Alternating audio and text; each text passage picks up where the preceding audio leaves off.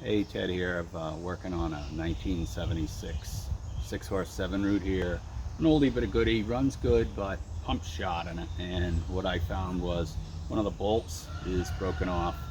I got the other three out, which is good. And that one is frozen in the housing. So here's a little trick that I use to get this loose. Obviously penetrant.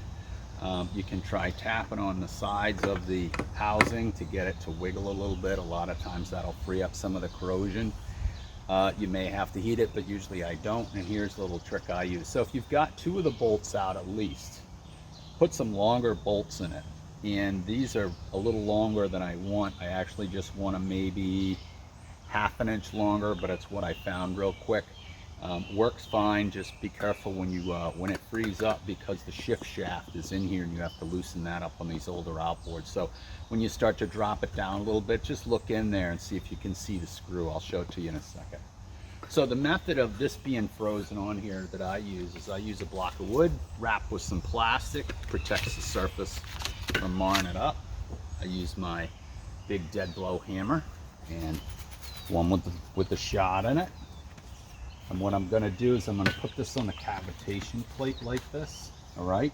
And that's going to distribute all the shock. And then what I'm going to do is I'm just going to keep knocking this down. Now I did this 10 times maybe, and it came right loose. So now at this point, I'm pretty good to go just a little further. And I'm off the stud, and there's the screw I'm talking about. So here's the shift shaft, and I'll show you that. Okay, so there's the screw and in there, and I've got to get in there. It's got I think a 7/16 socket, and you can see the upper one too, which goes on the shaft as well up higher. That one, once the lower unit's off, you could tighten that with a wrench, but this is the one that I'm going to loosen. So I'm going to loosen this up, and then the lower unit will come right off. All right, I'm going to use my 7/16 wrench just to get these off.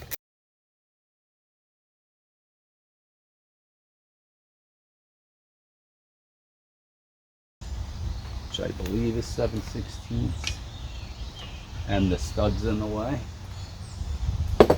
Broken bolts. We're going to use a screwdriver, which is nice. Okay. That loose. Okay, now that bolt goes through the fixture, and the actual shaft has a cutout in it, so you have to take the screw all the way out.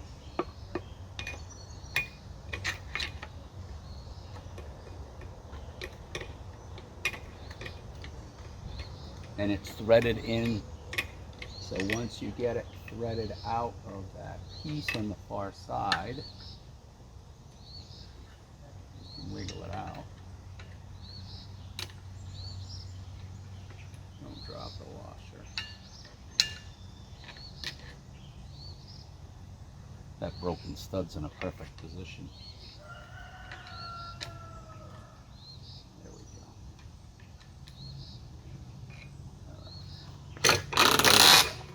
It's up.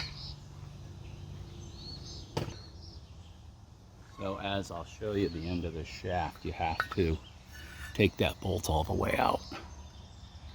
As you can see right here, it's grooved, so the bolt actually goes through that groove. That's why you have to take the bolt all the way out.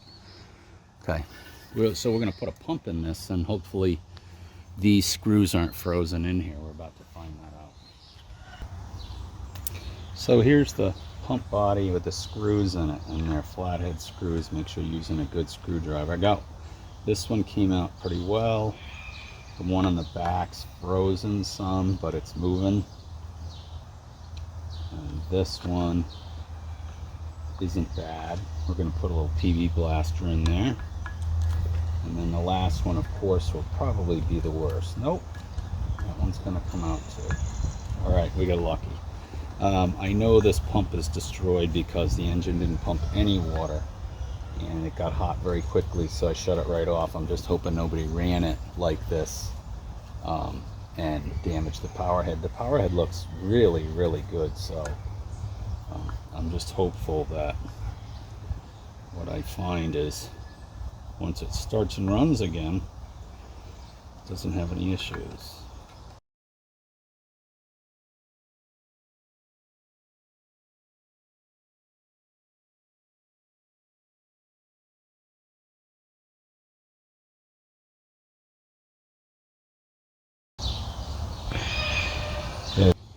So the impeller doesn't look too bad. It has an interesting key design. So when I take the key off, this is actually a pin with a flat edge. And that's pretty special. I would say not losing that is a good idea too. All right. So what I'm looking for is separation in that hub. I'm just wondering if the hub is separated. Sometimes the hub will spin, but I don't see that. So I got another feeling that maybe this was run aground and filled with sand. It looks like we got a lot of sand debris in here that's been sitting for a long time. So we're going to clean this out and see what we find. I'll blow compressed air out the other direction to see if I can get the holes cleared up. So we'll see what we got when we're going to put it back together. All right, I'll give you a quick overview of the water pump. So the old water pump is an aluminum housing, and it's done, it's toast. This would be a complete replacement piece if OMC Bombardier still stocks it. You have the wear plate, you've got that, you've got the screws, and you've got the large floppy vane impeller. That impellers pretty much, as I took it apart, realized yes, it had been run dry a little bit and it has lost its ability to really pump water. I checked all the passageways for blockage, didn't find anything, so my guess is just this impeller is not doing its job. What's interesting though is the replacement kit, which is an aftermarket kit through Amazon, and of course it says made in China. But anyway, I kind of like this design. The replacement, it's the exact same fit, but I like it comes with new bolts, all stainless steel bolts. I checked that. It comes with a new key, like I showed you before, the little like nylon ring that's going to hold it in place. I like that. It's got a nice stainless steel wear plate, and it has a removable cup, much like you would see in like Yamaha pumps, things like that. So this just fits in here, and the impeller is thicker than the original by probably 25%. My assumption is it pumps plenty of water for this application. It's only 6 horsepower. Just a different aftermarket design. Engine's not going to be used much. Probably going to change this pump in a couple of years. I'm going to look for an OMC part number next time just to see if I can actually get this kit. But we're going to put this one in. It looks pretty complete, and you know, it ought to work just fine.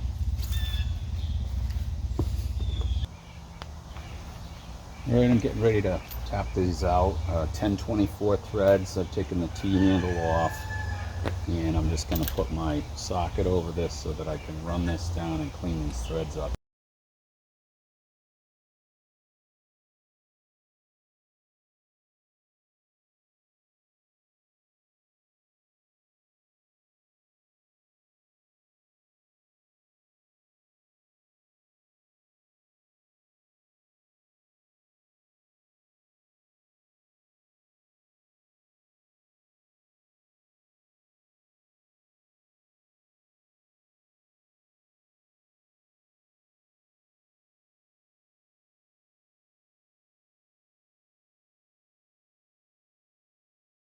I am good. Okay, so let's keep going. All right, so first, wear plate tab goes up.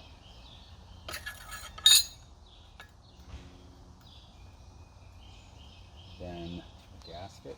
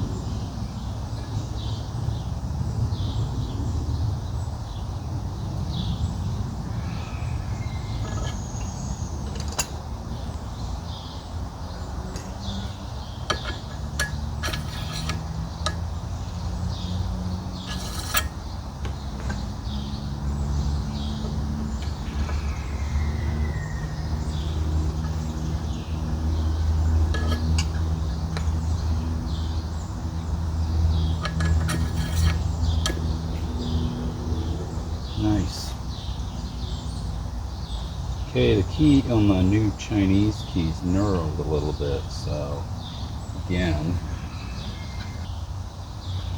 a little grease.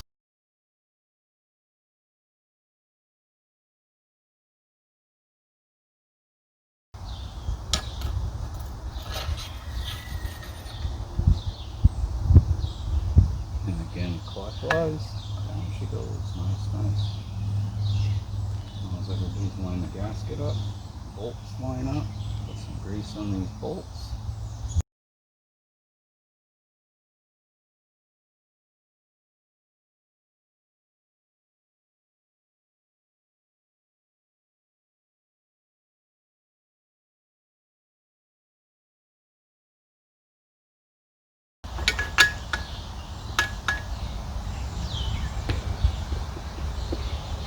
All ready to go.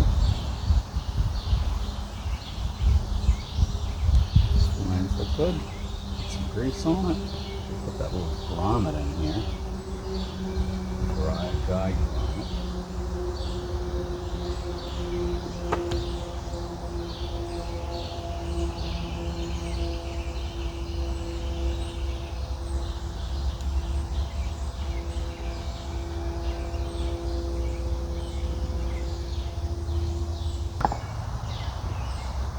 Good. There we go. Frozen bolt, just take it out and replace it.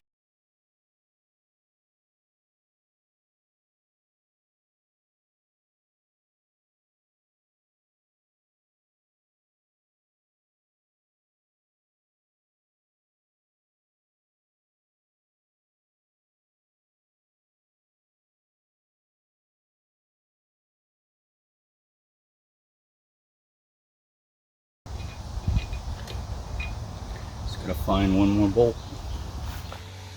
Okay, ready to put it back on.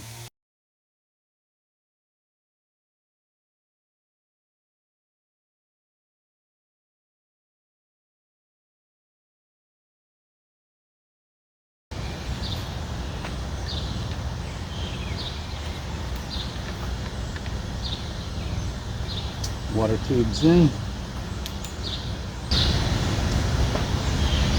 And if I remember right, I don't have a room for a socket to get in here. Now,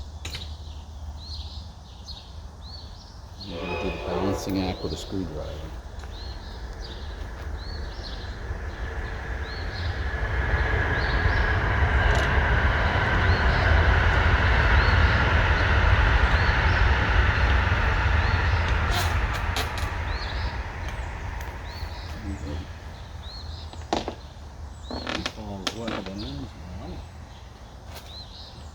Check that water tube one more time. Yes, that is lined up. And we should be able to just pull it up with a shifter, just like that. And then if I push it in the neutral, yeah, that's going to work. Alright, we just got to bolt it up and then start it. So there's your water pump change for an older 1976 6 horsepower.